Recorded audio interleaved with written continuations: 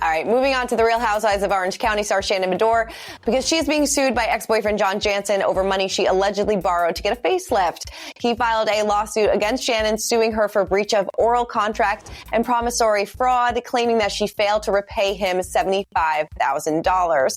So he claimed that she asked him for money in 2022. He sent her $40K via wire transfer in January of that year, which was allegedly used for the plastic surgery procedure. He also paid her a secondary of $35,000 in May of 2023, given by a personal check. He claimed in court documents that Shannon has failed to return the money, even though she agreed to pay him back with interest. His lawyer said that Ms. Beador's defense that Mr. Jansen paid her the $75,000 as a gift is completely meritless, which their emails and text messages will show. Mr. Jansen is saddened that Ms. Beador's unwillingness to repay the loans made it necessary to file this lawsuit. Well, she then fired back. He is seeking, by the way, $75,000 plus accrued interest costs and reasonable attorney's fees.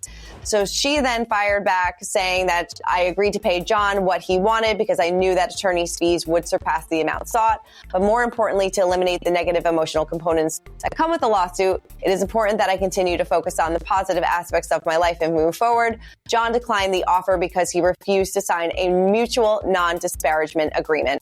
So who has to pay? I feel like Shannon probably has to pay up, but what do you think the disconnect is, and why did he file this lawsuit? So what we're talking about here is a breach of contract action. And, when people think of a contract, they think of something written like an agreement, but you could actually have an oral contract. So what John is saying is, listen, I orally agreed to loan you $75,000 and you agreed to pay me back. That's a valid contract under the law. Shannon initially said, well, no, it wasn't a loan. It was actually a gift. And in any state, with very few exceptions, if you receive a gift, you're entitled to keep it.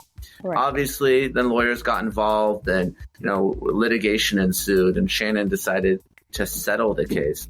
And I think the reason it was filed when it was is there's different statutes of limitations in California based on the type of agreement. If it's written, you have 4 years to file a lawsuit. But if it's oral, you generally only have 2 years. So if you filed right before that statute, Shannon decided it wasn't worth it to litigate it, so she agreed to pay it.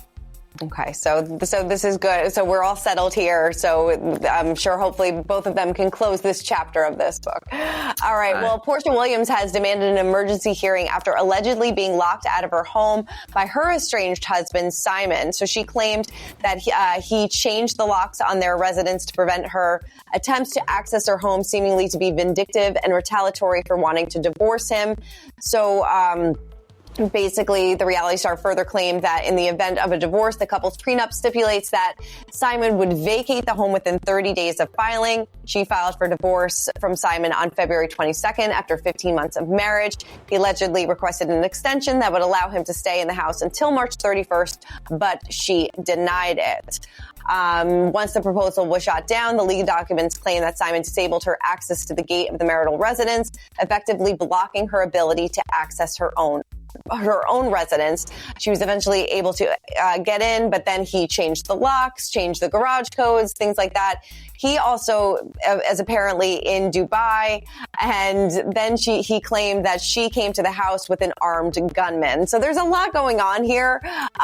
So why the emergency? Well, I mean, I feel like we know why the emergency hearing, because this is very messy. But what exactly happens in this emergency hearing? Yeah, an emergency hearing is necessary because the judge has to get involved and decide what's going to happen in the short term. And I mean, we've seen these divorces time and time again, Christina. They get nasty and they can potentially get violent. So there's really a fine line between a family law case and a domestic violence case. We see restraining orders. We see criminal charges. I mean, we talk about them seemingly almost every week. And, that's really what's happening here. A judge needs to get involved and say, hey, at least temporarily, who's going to remain in the house? Who's going to be out of the house? Because the last thing you want is both of them being there.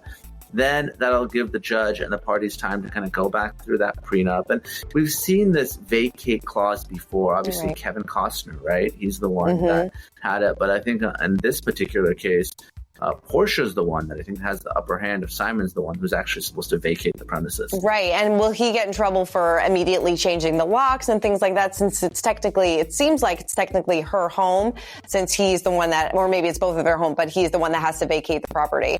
He can absolutely get in trouble, Christina, and judges don't look favorably upon self-help. What we call it is you can't take the law into your own hands. You need to go to the court. You need to make sure that you get an order. You can't just change the locks, kick someone out when both of them, before the divorce, they had a lawful right to be there.